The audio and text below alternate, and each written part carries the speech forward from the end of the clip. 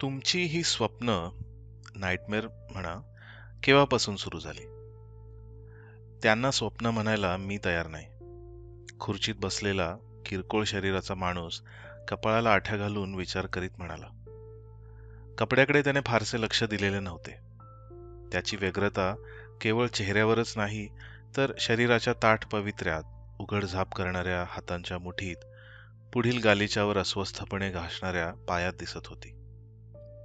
वा वा असं म्हणून कसं चालेल?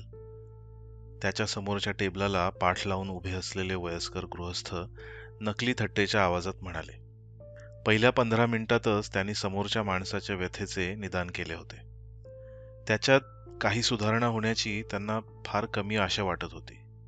स्वतःशी प्रामाणिक राहिले तर त्यांना हे कबूल करावे लागत होते की आवश्यक त्या दीर्घ उपचारांसाठी जो पैसा हवा होता तो त्याच्याजवळ नव्हता आणि फुकट खर्च करायला त्यांच्यापाशी तेवढा वेळ नव्हता. त्याचे आवश्यक ते सहकार्यही मिळेल का नाही याची त्यांना शंका होती. त्याने आपले नाव जोशी सांगितले तेव्हाच त्यांची खात्री झाली होती की तो खोटे बोलतोय. आपल्याबद्दल मनात संदेह बाळगून आहे. मनातल्या मनात त्यांनी खांदे उडवले. त्याच्या विश्वासाशी अगर अविश्वासाशी त्यांना काय करायचे होते? तो त्यांचा पेशंट नव्हता, पेशंट होणारही नव्हता, म्हणून ही बेफिक्री. नाहीतर एखाद्या भुंग्यासारखे त्यांनी त्याचे मन पोखरले असते. वरची संशयाची, भ्रमाची, कल्पनांची भुसकटे काढली असती.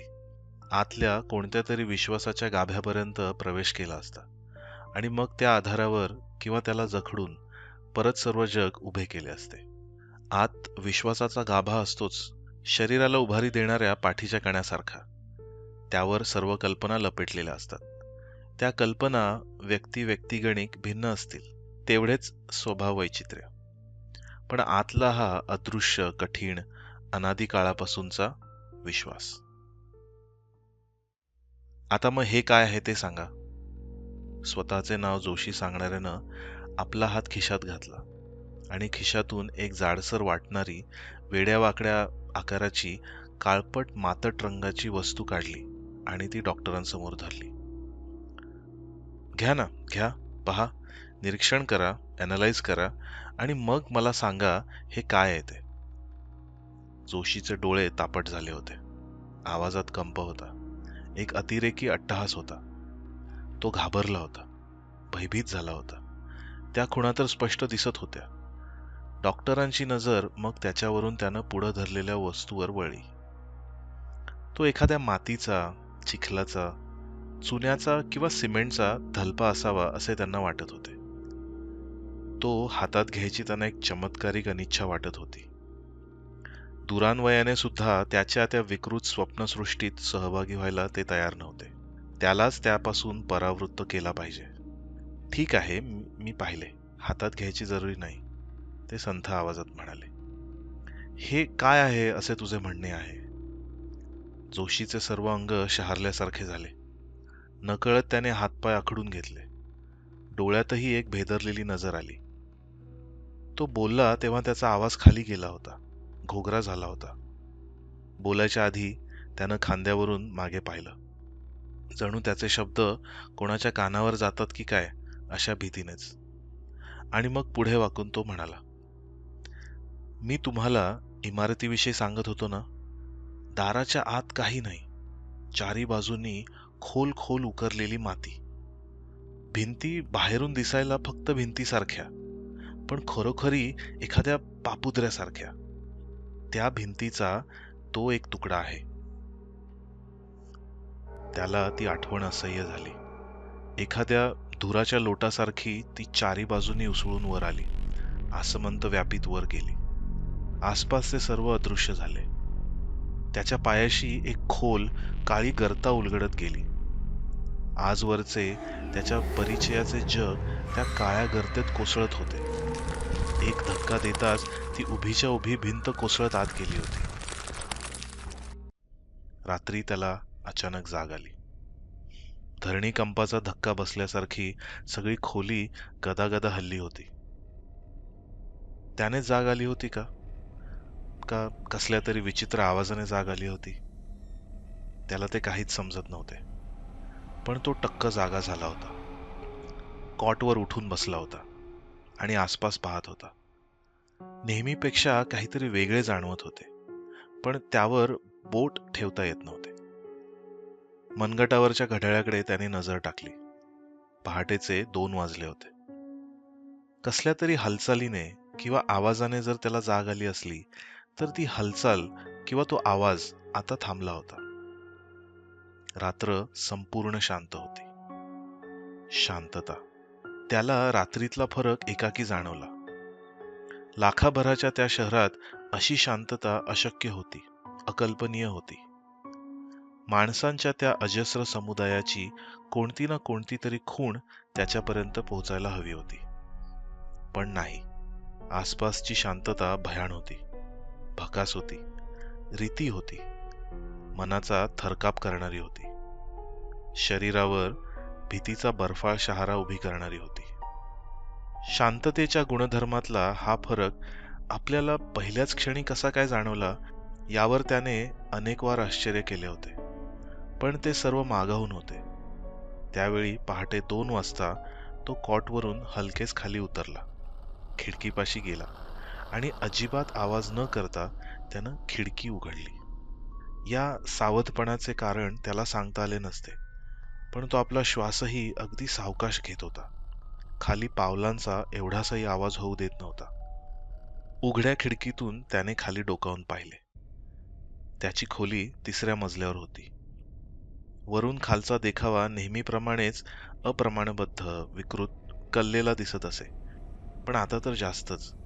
रस्त्याच्या दोन्ही बाजूंना इमारती हारीने उभ्या होत्या. रस्त्याच्या मध्यभागावरून तारेला टांगलेल्या दिव्यांची रांग होती. प्रत्येक दिव्याखाली प्रकाशाचे वर्तुळ होते. नजर पोहोचत होती तेथपर्यंत इमारतींची रांग आणि प्रकाशाच्या वर्तुळांची रांग. कोठेही आवाज नव्हता, हालचाल नव्हती. हे सर्व खरे आहे. एखाद्या नाटकासाठी बनवलेले नकली सेट्स नाहीत. यावर काही केल्या मनाचा विश्वास बसत नव्हता. ही खोटेपणाची कल्पना आपल्या मनात का यावी, याला त्याच्यापाशी स्पष्टीकरण नव्हते. मनात इतका कोलाहल माजला होता की झोप निव्वळ अशक्य होती. खोलीतल्या खोलीत तळमळत बसण्यापेक्षा तो खाली गेला तर. सर्व हालचाली आवाज न करता केल्या गेल्या. इमारतीच्या एका टोकाला जिना होता. वाटेत त्याच्या खोलीसारख्या अनेक खोल्यांची रांग होती. कोणत्या दारामागे कोण राहते हे त्याला माहीत होते. पण आता जसा तो एकेका दारावरून अलगद पुढे सरकला, तसा प्रत्येक दारापाशी क्षणभर थांबून आतला कानोसा घेत होता. कोणत्याच खोलीतून श्वास घेण्याचा, घोरण्याचा, झोपेतल्या अस्वस्थ हालचालींचा कशाचाच आवाज येत नव्हता. एखाद्या दारावर हलकेच टकटक करण्याची त्याला मनस्वी इच्छा होती, पण ती त्याने आवरली. स्पष्टीकरणे 1000 देता आली असती, पण त्याला कशाची तरी विलक्षण भीती वाटत होती. दारावरच्या आवाजाने आत कोणतीच प्रतिक्रिया झाली नाही तर, हा प्रश्न होता. किंवा समजा खोलीचे दार उघडले आणि आतून गोडबोले, देशपांडे, कुलकर्णी यांच्यापैकी कोणीच बाहेर न येता दुसरेच कोणीतरी किंवा काहीतरी बाहेर आले तर. त्याने निग्रहाने नजर समोर केली. जिन्यापर्यंतचे अंतर शक्य तितक्या लवकर काठले आणि मग जिन्याचा कठडा घट्ट धरून पायरीचा कर्कराट होणार नाही अशी सावधगिरी घेत तो खालपर्यंत पोहोचला आणि मग रस्त्यावर आला. काही क्षण दारापाशीच उभा राहिला. दोन्ही बाजूंना इमारतींच्या ओळी आणि त्यांच्यामधला रस्ता पसरत गेला होता. एकाएकी त्याला या निशब्द, भकास, ओसाड रस्त्याची भीती वाटायला लागली होती. काळ्या रस्त्यावर प्रकाशाचे ठिपके. त्याला तो रस्ता एखाद्या सुस्त, प्रचंड, राक्षसी अजगरासारखा दिसायला लागला होता. त्याला धीर हवा होता, आधार हवा होता, माणसाच्या सानिध्याची काहीतरी खूण हवी होती. एखादी लहानशी हालचाल, एखादा लहानसाच आवाज, काहीही चालले असते, पण नाही, तीच ती भयाण शांतता. रस्त्याच्या एका कडेनं तो चालायला लागला. दुकानांच्या पाट्या आणि घरांचे दरवाजे त्याच्या समोरून सरकत होते. आजपर्यंत 1000 वेळा तरी त्याची नजर त्यांच्यावरून गेली होती, पण त्या निर्जीव, दगड, माती, लाकूड, लोखंड, काच यांनी बनवलेल्या आकारात त्याच्या मनाला धीर देण्याची शक्ती नव्हती. माणसांच्या वावराची उणीव होती. त्यांच्यात माणूस वावरत होता तेव्हाच त्यांना अर्थ येत होता. पण त्याचे मन खऱ्या प्रश्नापासून बिचकून मागे मागे सरत होते. कोणाचीही चाहूल कशी लागत नाहीये. 24 तासांपैकी कोणताही क्षण असो, इतकी शांतता कशी? रस्त्यावरून तो सावकाश पुढे सरकत होता. नजर डावीकडे, उजवीकडे, खांद्यावरून मागे सारखी भिरभिरत होती. कशाची अपेक्षा करावी हेच त्याला उमगत नव्हते. पण काहीतरी अनपेक्षित, अघटित घडले आहे याची जाणीव मनात खोल कुठेतरी क्षणाक्षणाला होत होती. हलके हलके पुढे सरकत तो चौकापर्यंत आला. 2 रस्ते एकमेकांना काटकोनात छेदून आपापल्या वाटेनं गेले होते. चौकात उभा राहून तो चारी बाजूंनी लांबवर नजर टाकू शकत होता. चारी दिशांना तीच ती निश्चल निर्जीवता पसरत गेलेली होती. हे सारे खोटे वाटत होते, स्वप्नासारखे. आपण स्वप्नात तर नाही ना? त्याच्या मनात विचार आला. त्याने हाताला चिमटा काढून पाहिला. वेदना जाणवली. पण त्याने काय सिद्ध होणार होते? स्वप्नात सुद्धा चिमट्याची वेदना होणार नाही की काय? दिंगमूढ होऊन तो तिथेच उभा राहिला. छेदणाऱ्या रस्त्यावरच्या चौकात उभा राहिलेला एकटा स्तंभित माणूस. लांबवर त्याला ती हालचाल दिसली. खूप लांबवर. काय होतं ते ओळखूच येत नव्हतं. काहीतरी हलत होतं. त्याच्या दिशेनं पुढं पुढं येत होतं. जवळजवळ अदृश्यच. काचेवरून सरकणाऱ्या पाण्यासारखे, हवेतून तरंगणाऱ्या साबणाच्या फुग्यासारखे. काहीतरी पारदर्शक, धूसर, अस्पष्ट रंगाचे, लाटा लाटांनी पुढे सरकणारे. तिकडे पाहत तो रस्त्याच्या जागी नुसता खिळला होता. हे काय होते? हे होते तरी काय? ते आणखी जवळ आले, पण तरीही आकार अस्पष्टच राहिला. खऱ्या बाह्यरेषा अशा नव्हत्याच. ज्या होत्या त्या पसरत होत्या, पुन्हा एकत्र येत होत्या, जेलीच्या एखाद्या लिबलिबीत गोळ्यासारख्या. जो काही कठीणपणा होता, रंगांचा आभास होता, तो अंतरंगात होता. त्या बिनरंगी पारदर्शक थपथपत्या आवरणाच्या मध्यभागी होता. त्याने श्वासही रोखून धरला होता. हालचाल तर केव्हाच गोठली होती. डोळ्याची पापणीही लवत नव्हती. मनात एक अशी चमत्कारिक कल्पना आली की त्याच्या येण्याचा संबंध आपल्या हालचालीशी, आपल्या इथे येण्याशी आहे. धावपळ करून उपयोग तर नाहीच, उलटा धोका मात्र आहे. ते आता चौकाच्या कडेशी घुटमळत आहे. कशाचा तरी शोध घेत आहे. आपण अगदी निश्चल उभे राहिले पाहिजे. सैतानी परीक्षा मिनिट भरत चालली असेल. त्याला तो अवधी युगांतासारखा वाटला. मग ते आल्या वाटेने हिंदकळत निघून गेले. पण त्याच्या धमन्यातले गोठलेले रक्त वितळायला कितीतरी वेळ लागला.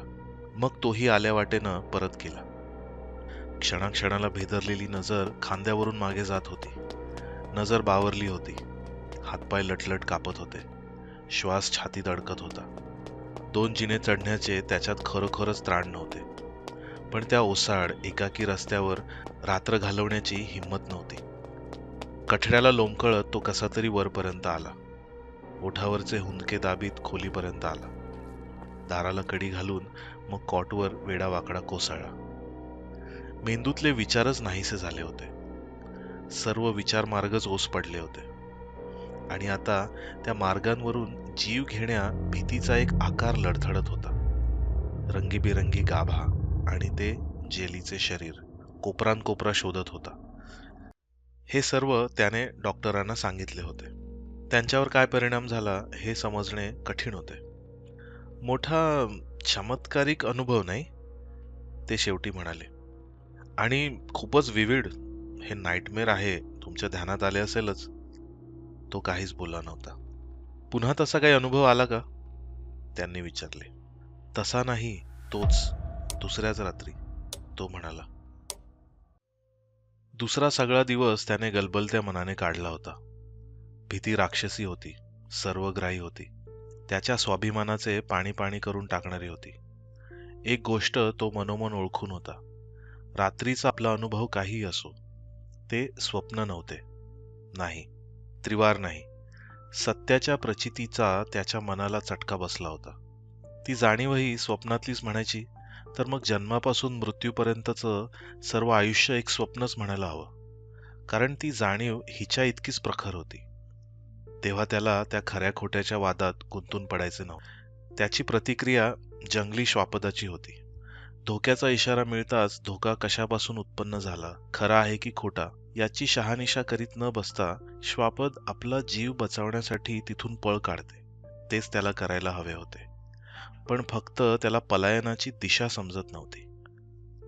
त्या दुसऱ्या दिवशी भेटलेल्या सर्व लोकांचे चेहरे, हालचाली, उद्गार, नजरा तो सूक्ष्मपणे निहाळत होता. कोणाच्या एखाद्याच्या तरी वागणुकीत या अनैसर्गिक स्थितीचे प्रतिबिंब दिसते का, हे तो पाहत होता.